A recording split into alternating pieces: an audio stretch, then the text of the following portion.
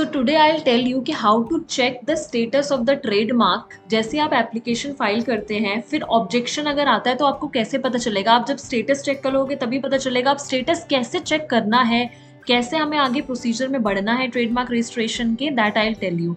तो आज हम एग्जामिनेशन रिपोर्ट की बात करेंगे। बेसिकली एग्जामिनेशन रिपोर्ट क्या होता है, पहले हम उसको समझ लेते हैं।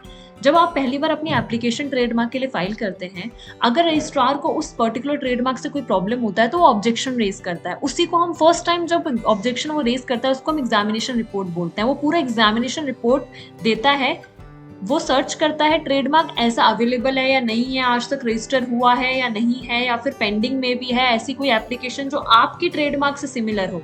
वो सब कुछ चेक करता है रजिस्ट्रार, और उसके बाद वो एग्जामिनेशन रिपोर्ट निकालता है। वो आपको एग्जामिनेशन रिपोर्ट देता है कि देखो मैंने ऑब्जेक्शन रेज करा है इन इन सेक्शंस में, ये मार्क जो है वो आपके मार्क से सिमिलर या आइडेंटिकल है, या फिर जो आपका मार्क है वो डिस्टिंक्टिव ही नहीं है। डिस्टिंक्टिव ही नहीं है का मतलब है कि बहुत ही कॉमन है, आप रजिस्टर नहीं कर सकते, बहुत जनरल है, बहुत नॉर्मल है, वो डिस्टिंक्ट ही नहीं, आप अपने मार्क को किसी और के मार्क से डिस्टिंक्ट ही नहीं कर पा रहे हैं, डिफरेंट ही नहीं है। तो बहुत सारे ऐसे ऑब्जेक्शंस होते हैं। सेक्शन 9 और 11 में ही ऑब्जेक्शन रेज होते हैं। Section 9 deals with absolute ground of refusal and section 11 deals with relative ground of refusal.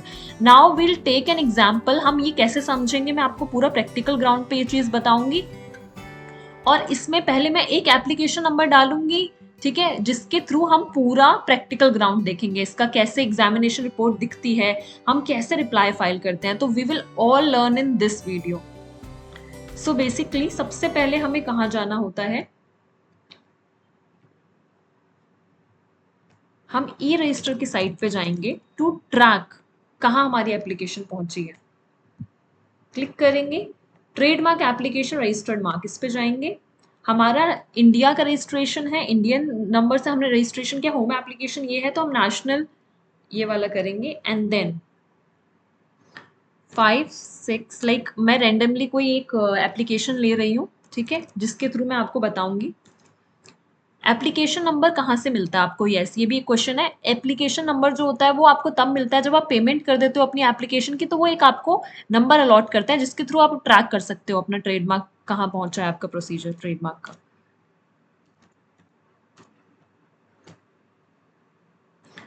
So here it is, इसको आप खोलेंगे, ये रहा पूरा आपका एप्लीकेशन। आपने ये भरा तो एप्लीकेशन में पूरी डिटेल्स होती हैं आपकी। और अभी देखो स्टेटस ऑब्जेक्टेड आ रहा है, मतलब कि एप्लीकेशन आपने फाइल करी और रजिस्ट्रार ने ऑब्जेक्ट किया है, और वो ऑब्जेक्शन हम देखने के लिए यहाँ पे जाएंगे, व्यू एग्जामिनेशन रिपोर्ट। हमारे एग्जामिनेशन रिपोर्ट में ही रजिस्ट्रार जो होता है वो सारे ऑब्जेक्शंस बताता है। और अगर कोई ट्रेडमार्क सेम या सिमिलर आइडेंटिकल आपके ट्रेडमार्क से होता है, उसको ऐसा दिखता है कुछ भी पब्लिक सर्च के ड्यूरिंग, तो वो उन ट्रेडमार्क का भी सारी डिटेल्स देता है एग्जामिनेशन रिपोर्ट में, अगर आपका ऑब्जेक्शन सेक्शन 11 में रेज हुआ है तो। बिकॉज सेक्शन 11 ही डील करता है सिमिलर या आइडेंटिकल ट्रेडमार्क से। सेक्शन 9 तो इसलिए डील करता है कि आपका मार्क कैसे डिफरेंट है, यू हैव टू प्रूव, या फिर जो आपका मार्क है वो बहुत बहुत नॉर्मल, लाइक बहुत ज्यादा जनरल इन नेचर है। जैसे कि आपका जो मार्क है उसका नाम है जनता, आप ट्रेडमार्क रजिस्टर कराना चाह रहे हो जनता, पर ये वर्ड तो बहुत कॉमन है, आप इस पर रजिस्ट्रेशन कैसे पा सकते हो?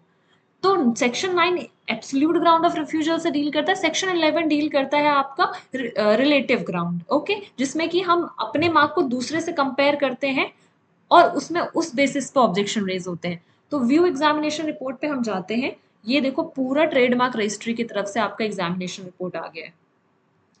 अब इसमें बेसिकली हमारा एप्लीकेशन नंबर ये रहा जो हमने टाइप करके एप्लीकेशन खोला था, क्लास 42 में है और प्रोप्राइटर का नाम है। ऑब्जेक्शन किस पे रेज हुआ है? See, the trademark application is open to objection on the relative ground of refusal. Section 11 में रेज हुआ है इस पर्टिकुलर एप्लीकेशन में, और रीजनिंग भी देता है ट्रेडमार्क रजिस्ट्रार, क्योंकि सेम या सेम सिमिलर ट्रेडमार्क जो है वो ऑलरेडी इन रिकॉर्ड है रजिस्टर के फॉर द सेम और सिमिलर गुड और सर्विसेज।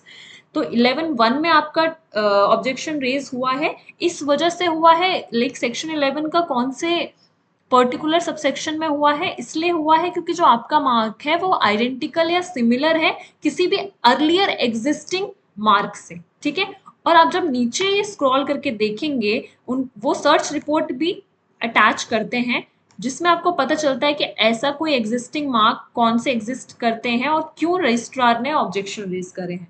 सी, सेम क्लास में जिसमें आपका एप्लीकेशन फाइल हुआ है 42 क्लास में आपका है, जो आपका एप्लीकेशन है वो है सी दिस फोकस क्यू, आपका ट्रेडमार्क ये आपको रजिस्टर करवाना है, ठीक है।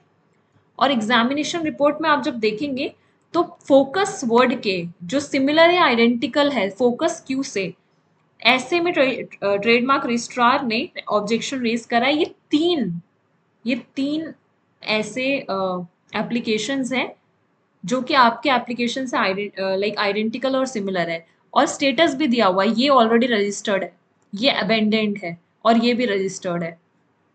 तो लाइक तीन है। अब हम जब रिप्लाई टू ऑब्जेक्शन देते हैं, ठीक है, अब हम कैसे देंगे? अब ये जो रिप्लाई टू ईआर है, examination report, E denotes for ER, examination report. तो ईआर जो है, अब आप रिप्लाई कैसे दोगे, ठीक है। और हाँ, रिप्लाई का एक टाइमलाइन होता है। टाइमलाइन कितना होता है यहाँ पे वो आपको लिखा भी हुआ है, आप यहाँ पढ़ सकते हो। The above application is liable to be refused. Accordingly, you are requested to submit your response submission, if any, along with supporting document within 1 month from the date of receipt of this examination report, or you may apply for a hearing. आप नहीं तो response दे सकते हो examination report का, नहीं तो आप apply भी कर सकते हो हियरिंग के लिए, दैट डिपेंड्स ऑन यू। तो हम क्या करेंगे, हम अब मैं आपको ये बताऊंगी कैसे हम रिस्पॉन्स फाइल करते हैं, कैसे हम ईआर का रिप्लाई करेंगे एग्जामिनेशन रिपोर्ट का। विद इन 1 मंथ हमें ये फाइलिंग करनी होती है इन द नेक्स्ट वीडियो कि how to file reply to ER.